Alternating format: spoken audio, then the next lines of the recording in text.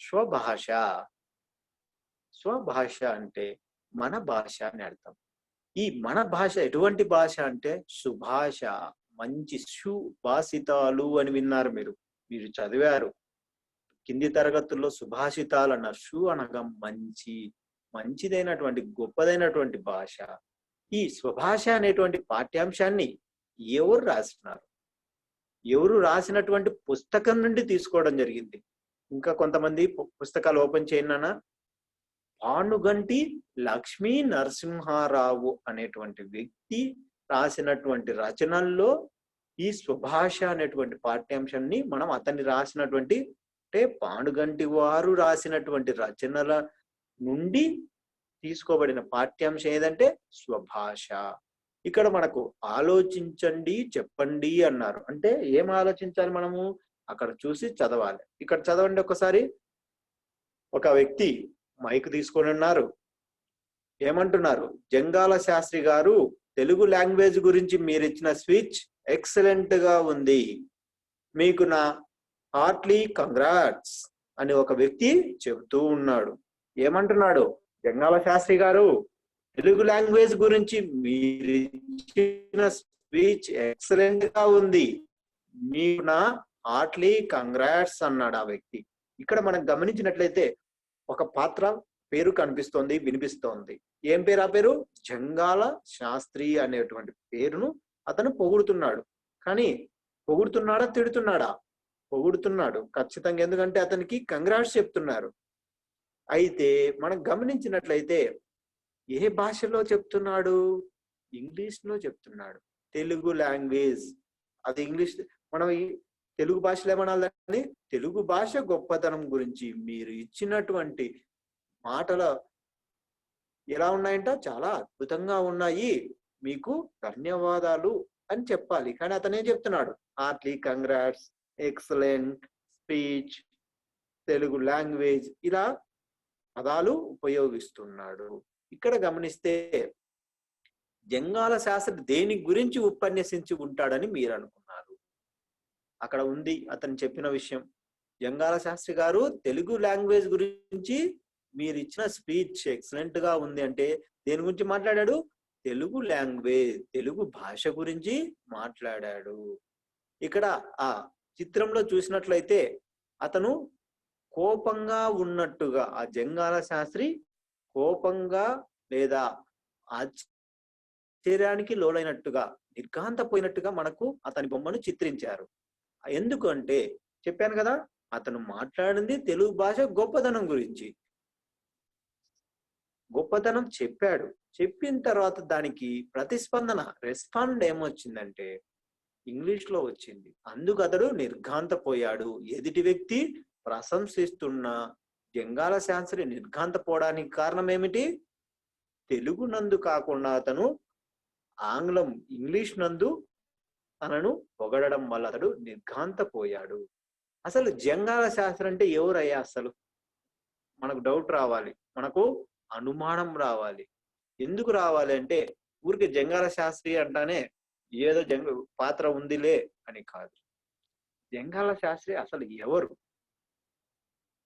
ఎక్కడ ఉన్నాడు? అతను ఏంటి? అతని యొక్క పాత్ర యొక్క ప్రత్యేకత ఏమిటి అంటే మనకు వ్యాసం మీకు అందరికీ సుపరిచితమే.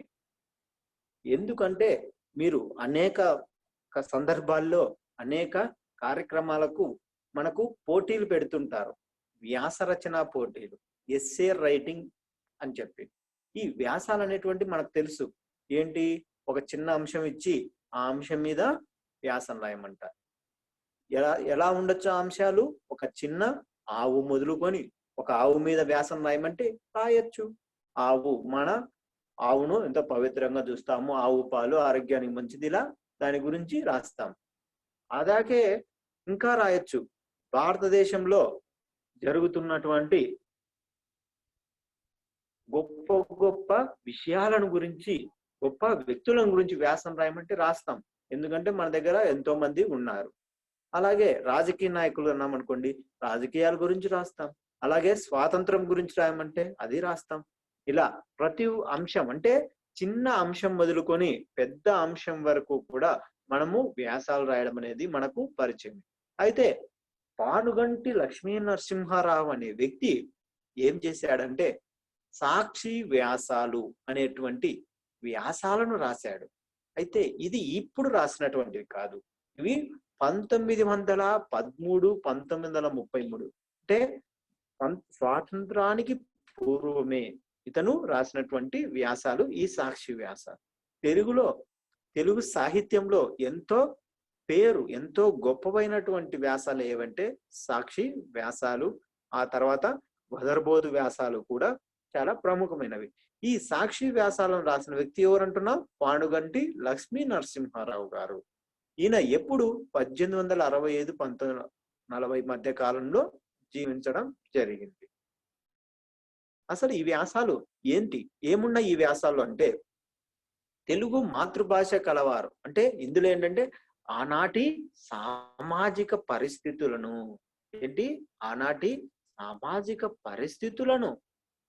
వ్యంగ్యంగా, విమర్శనాత్మకంగా, వివరంగా రాసినటువంటి వ్యాసాలు ఏవంటే సాక్షి వ్యాసాలు. అయితే ఈ పానుగంటి లక్ష్మీ నరసింహారావు గారు ఏం చేశారంటే ఈ సాక్షి వ్యాసాలు రాస్తున్నప్పుడు ఒక సంఘాన్ని, ఊహాజనితమైనటువంటి ఒక ఇమాజినేషన్ తో ఒక సంఘం ఉంది, ఆ సంఘంలో ఉన్న వ్యక్తులు సాక్షి వ్యాసాల్లో ఉంటారు అని అతను ఒక సంఘాన్ని, ఊహాజనితమైనటువంటి ఒక సంఘాన్ని ఏర్పరిచాడు. అదే సాక్షి సంఘము. ఈ సంఘంలో కొన్ని పాత్రలు చెప్పాడు. ఇటువంటి క్యారెక్టర్స్, ఇటువంటి పాత్రలు ఉంటాయి. కొన్ని పాత్రలు, ఆ పాత్రలు మాట్లాడుతుంటాయి, ఆ పాత్రల మధ్యలో సంభాషణలు జరుగుతుంటాయి. ఇలాంటివన్నీ కూడా ఇతడు సాక్షి వ్యాసాల్లో సాక్షి సంఘాన్ని, ఎలాంటిది ఇది నిజంగా ఒక మనుషులందరూ కూడుకున్నటువంటి సంఘం కాదు, ఊహాజనితమైనటువంటి ఇమాజినేషన్ తో చేసినటువంటి ఒక సంఘం. ఇందులో జంగాల శాస్త్రి అనేటువంటి వ్యక్తి ఒకరు. ఇతను ఏం చేస్తున్నాడు ఇక్కడ చూసామంటే ఊహాజనితమైన ఈ సంఘం సమాజంలోని దురాచారాలను చర్చించి నిశ్చితంగా విమర్శించే సంఘం. ఏం చేస్తుందంటే ఇది దురాచారాలను ఎండగడుతుంది, అంటే తప్పులను ఎత్తి పొడుస్తూ విమర్శిస్తూ ఉంటుంది. దాదాపు వ్యాసాలన్నీ సాక్షి సంఘ సమావేశాలలోని ఎవరు చెప్తున్నాడంట, జంగా అనేటువంటి చెప్తూ ఉంటే ఇతరులకు అతను మాట్లాడుతూ ఉన్నట్టుగా. ఎలా ఉంటాయి ఇవి, జంగా శాస్త్రి అనేటువంటి పాత్ర మాట్లాడుతూ ఉన్నట్టుగా ఉంటాయి. కొన్ని సందర్భాల్లో ఇంకా కొన్ని పాత్రలు ఉన్నాయి. కాలాచార్యుడు, వాణిదాసుడు అనేటువంటి వాళ్ళు ఏం చేస్తారంటే వేరే దూరం నుంచి లేఖ రాసినట్లుగా కూడా కొన్ని సంఘాల్లో ఈ వ్యాసాల్లో, సాక్షి వ్యాసాల్లో ఉన్నాయి. ఇక్కడ మనం గమనిస్తే కొన్ని పాత్రలు ఉన్నాయి. సాక్షి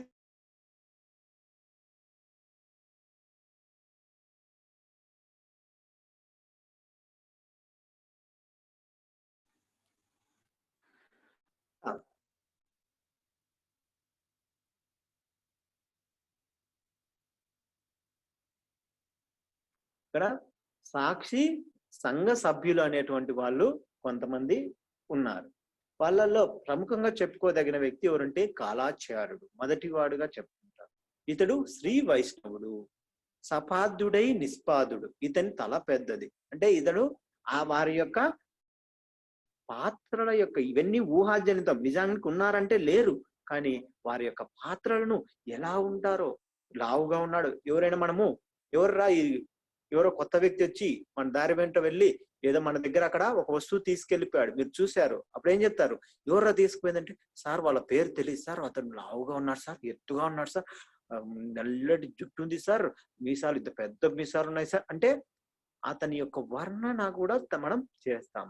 ఇక్కడ కూడా ఇతడు ఆ పాత్రల యొక్క క్యారెక్టరైజేషన్ అంటారు దీన్ని, అంటే పాత్ర చిత్రీకరణ అంటారు. అంటే ఆ పాత్రకు జీవం ఎప్పుడు వస్తుందంటే అతనికి ఒక రూపాన్ని మన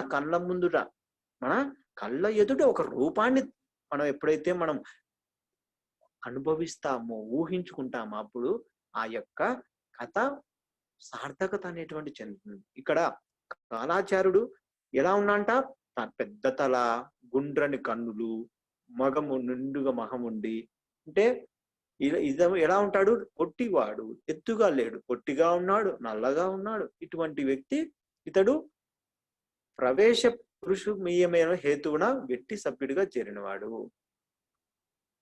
అంటే ఈ సంఘానికి ఏంటంటే పానుగంటి వారు ఏం చేశారంటే, ఈ సంఘం ఒకటి ఉంది, ఆ సంఘానికి డబ్బులు కట్టాలి అని కూడా పెట్టాడు. అయితే ఇతడు డబ్బులు ఇయ్యలేనివాడు అని చెప్పి అతను పానుగంటి వారు చెప్పాడు. అయితే మనకు తెలియాల్సిన పాత్ర ఏంటి? ముఖ్యంగా జంగాల శాస్త్రి ఎటువంటి వాడు? విశాలమైన నుదురు, దీర్ఘ నేత్రములు, లొడితెడు ముక్కు గలవాడు, కాలినడకనే ఆసేతు హిమాచల పర్యంత దేశమంతయూ తిరిగినవాడు. ఇక్కడ పదప్రయోగం మనం గమనించామంటే ఇది ఎలా చెప్పొచ్చు? కాలినడకనంటే నడుచుకుంటూ ఆసేతు హిమాచలం అంటుంటారు. ఇది జాతీయం. ఆ సేతు హిమాచలం. ఆ సేతు అంటే ఏంటి? సేతు అంటే సముద్రము. మన భారతదేశానికి దక్షిణ దిక్కు ఏముంది? సముద్రం ఉంది. అక్కడ అంటే కన్యాకుమారి నుండి కాశ్మీర్ వరకు అన్న ఆ సేతు హిమాచలం అన్న రెండు అర్థమే. అంటే ఈ సముద్రం మొదలుకొని ఆ హిమాచలం వరకు అంటే అర్థం ఏంటి? భారతదేశం అంతా, దేశమంతయు తిరిగిన వాడు అన్నాడు. అంటే పద ప్రయోగం అనేది గ్రాంధికం, అంటే సరళ గ్రాంధికం అంటారు. ఇప్పుడు మనం మాట్లాడుతున్నది, ఇప్పుడు నేను మీకు వివరణ ఇస్తున్నది ఏ భాష అంటే ఆధునికము, వ్యావహారిక భాషలో మీకు సరళ వ్యవహారికంలో మీకు నేను బోధిస్తున్నా. కానీ ఇక్కడ చదవండి ఒకసారి. విశాలమైన నుదురు, దీర్ఘ నేత్రములు, లుడితెడు ముక్కును గలవాడు, కాలినడకనే ఆ సేతు హిమాచల పర్యంత దేశమంతయు తిరిగిన వాడు. అంటే ఇదే పదాన్ని సరళ వ్యవహారికంలో, అది సరళ గ్రాంధికం అంటారు ఆ భాషను. వ్యవహారికంలో చెప్పాలంటే విశాలమైన నుదురు ఉంది, పెద్ద పెద్ద కళ్ళున్నాయి, పొడవైన ముక్కు ఉంది, కాలినడకన నడుచుకుంటూ భారతదేశం అంతా తిరగగలిగేవాడు. అది సరళ వ్యవహారికం. ఇప్పుడు అక్కడ ఉన్నది మీకు స్క్రీన్ మీద ఉన్నది ఏ భాష? అది సరళ గ్రాంధికము. జమీన్ అంటే అతడు అంత గట్టివాడు, అంటే భారతదేశం అంతా కాలినడకనే తిరుగుతున్నాడు అంటే అర్థం ఏంది? పని పాటలేక తిరుగుతున్నాడు అని కాదు. అంత శక్తి, అంత బలమైన వాడు, అంత కాళ్ళ బలంలో ఉన్నవాడు అని అర్థం. జమీందారుల యాచించి వారీయకుండా నెడల జడమెడ తిట్టినవాడు. అంటే ఏంటి ఇక్కడ? జమీందారులను యాచించకుండా. ఇప్పుడు మనం ఇదే కాలంలో అంటున్నాం నాన్న, గుర్తుంది ఎవరికైనా? ఇది ఏ సంవత్సరంలో అంటే రాసినటువంటి వ్యాసాలను మొదట చెప్పాను, గుర్తుందా ఎవరికైనా?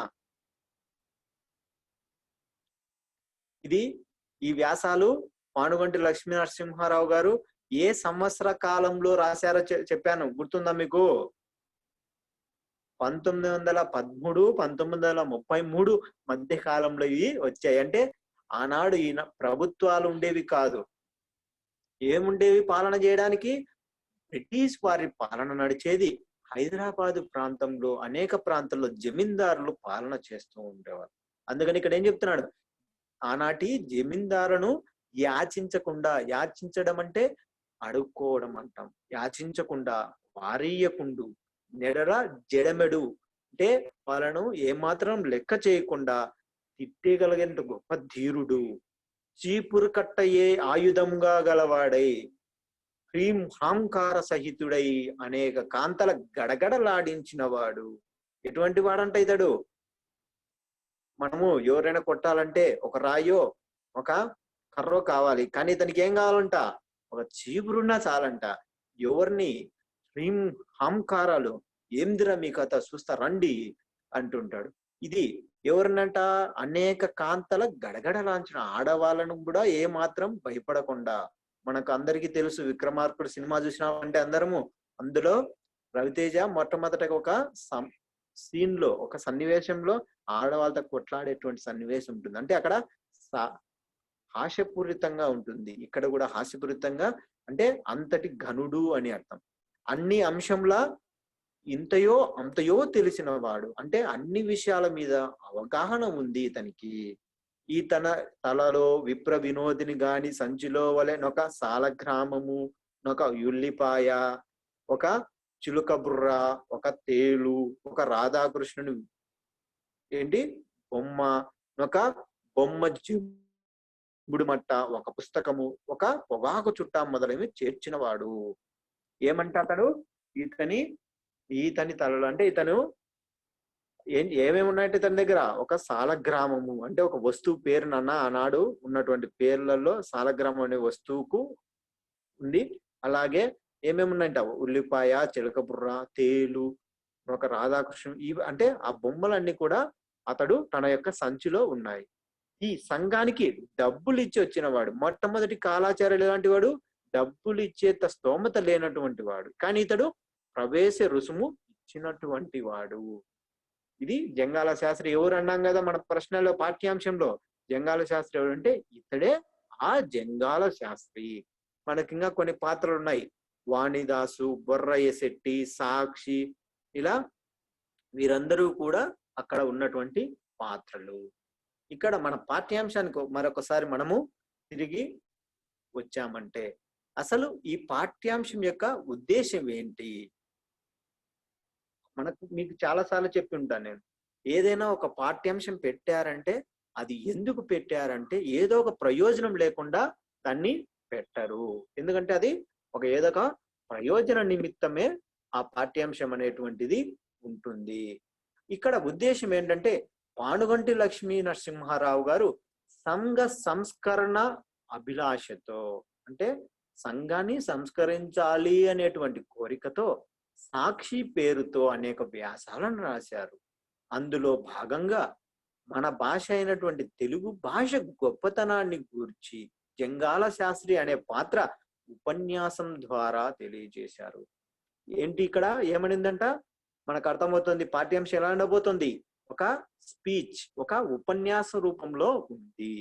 ఈ విధమైన ఉపన్యాసాల ద్వారా పానుగంటి వారు మనలోని ఆధునిక విపరీతపు పోకడలను వ్యంగ్యంగా చిత్రించి ఎత్తి చూపారు. వ్యంగ్యం అంటే మీకు తెలుసు, సెటైర్. ఇప్పుడు మనకు బాగా సుపరిచితమైనటువంటిది ఏంది? జబర్దస్త్ అందరికీ బాగా సుపరిచితమైనటువంటిది. ఈ జబర్దస్త్ అనేటువంటి అది మనకు సెటైర్లు అనేటువంటివి మనకు బాగా తెలిసినటువంటి వ్యంగ్య రూపంలో ఇక్కడ తను చెప్తూ ఉన్నాడంట.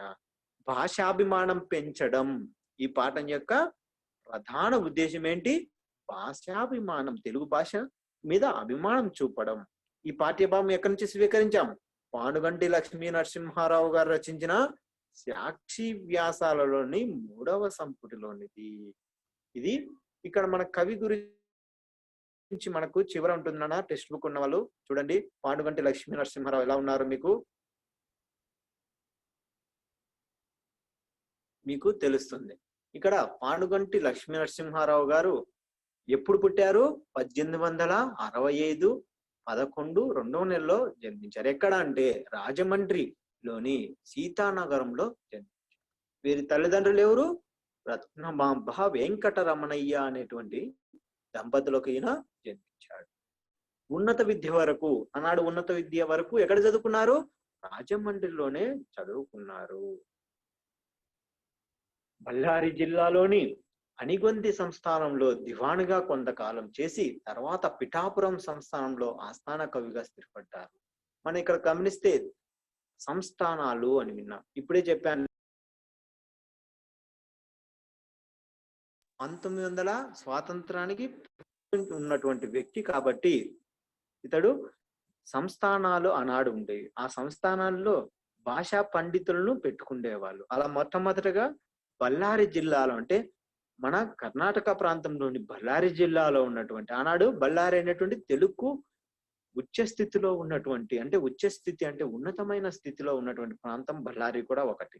ఆ ప్రాంతంలో అనిగొంది సంస్థానంలో దివానుగా అంటే ఆ భాష దివాన్ అంటే ఆ సంస్థానంలో ఒక గొప్ప వ్యక్తిగాను పనిచేశాడు. అలాగే పిఠాపురం సంస్థానం అంటే ఇది కోస్తా ప్రాంతంలో ఉన్నటువంటి పిఠాపురం సంస్థానంలో ఆస్థాన కవిగా, మనం నన్నయ్య, తిక్కన, ఎర్రనలు మనం గురించి ప్రస్తావించినప్పుడు ఆస్థాన కవి మా ఫలానా మహారాజు యొక్క ఆస్థాన కవి అని చెప్పారు.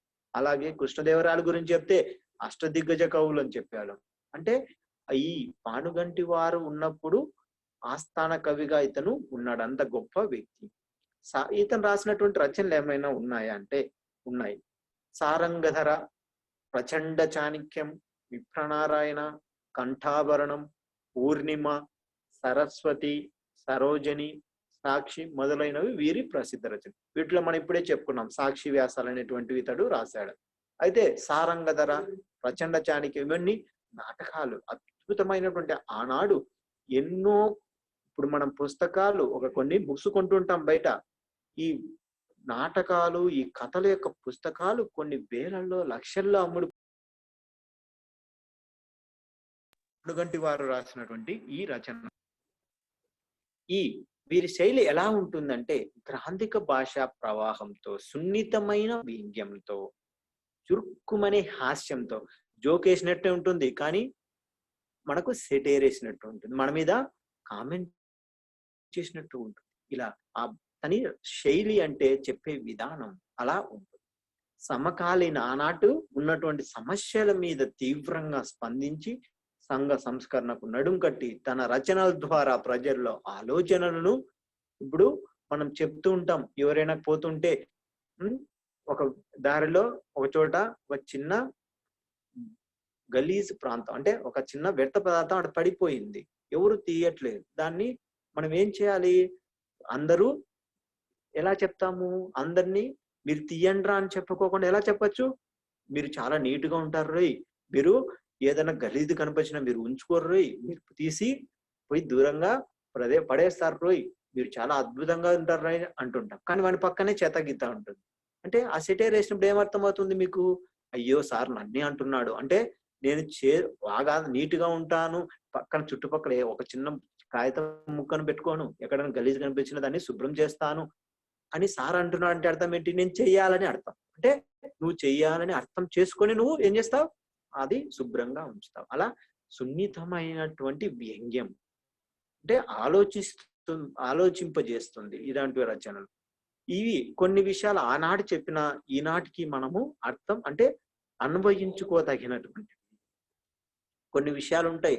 ఏదైనా మంచి వారితో స్నేహం చేయండి అని మనం నన్నయ్య కాలంలో చెప్పిన, మన చిన్నయ్య సూరి కాలంలో చెప్పిన, మన కాలంలో చెప్పిన నిజమే కదా, మంచి వారితో స్నేహం చేయాలి కదా.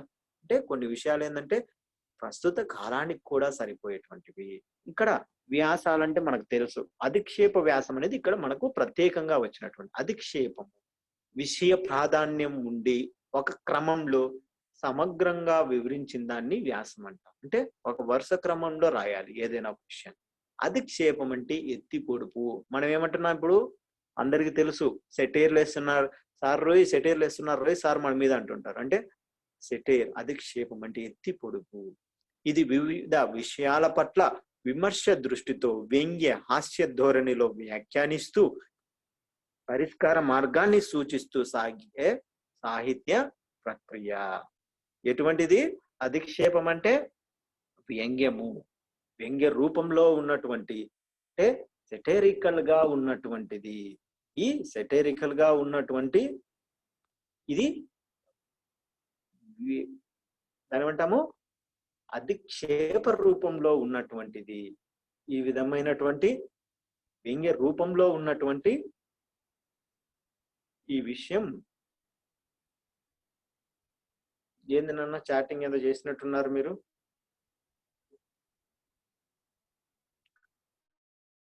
ఇంకా ఇది అంటే వ్యంగ్య రూపంలో ఉన్నటువంటి విషయము. కాబట్టి ఈ విధంగా మనకు అర్థం అవ్వాలి. ఇప్పుడు మనం ఏం చెప్పుకోబోతున్నాం? గ్రాంధిక రూపంలో ఉన్నటువంటి సాక్షి వ్యాసాల గురించి మనం సాక్షి వ్యాసాలు ఎలా ఉన్నాయి? గ్రాంధికం అంటే ఇప్పుడే చెప్పాను, అంటే మనం ఇప్పుడు మాట్లాడుతున్నది వ్యవహారిక భాష. గ్రాంధిక రూపంలో ఉన్నటువంటి విషయాలు ఎక్కడ ఉన్నాయి? మన ఈ పాఠ్యాంశం నందు ఉన్నాయి. కాబట్టి మొదటగా మీరు తర్వాతి క్లాస్ మీరు చేయవలసిన పని ఏంటి? టెక్స్ట్ బుక్ ఉన్నవాళ్ళు టెక్స్ట్ బుక్ తీసుకొని